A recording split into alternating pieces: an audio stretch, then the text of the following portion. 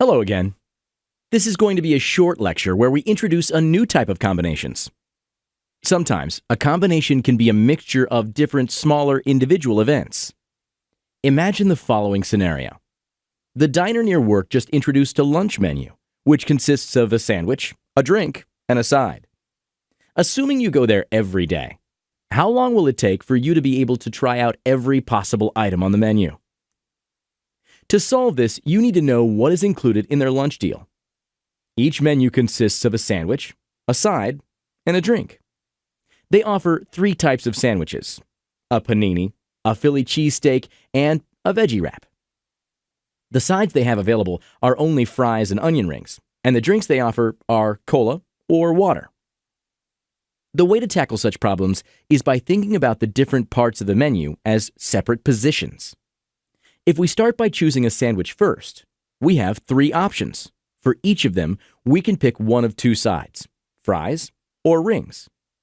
To complete our menu, we would also have to add a drink, which can either be water or Coke. Therefore, for any combination of sandwich and side, we have 2 ways of completing the menu. Thus, we would have a total of 3 dishes, times 2 sides, times 2 drinks, or 12 different lunch menus at the diner. That wasn't that hard, was it? Good. In online marketing, you often need to try out several versions of an online ad before you decide which one is the best. Imagine you're using Facebook's promotional advertisements. Your ad consists of 4 parts: a heading, a thumbnail, a post description, and a clickable button. Now, you have 3 different headings, 5 thumbnails, 3 post descriptions, and 2 buttons. How many different ads would you have to generate to make sure you've tried all possibilities? Using the method we showed earlier, that would require you to test out 3 times 5 times 3 times 2 equals 90 different ads. This is important because it shows us how many different possibilities there are, despite the choices for each part seeming limited.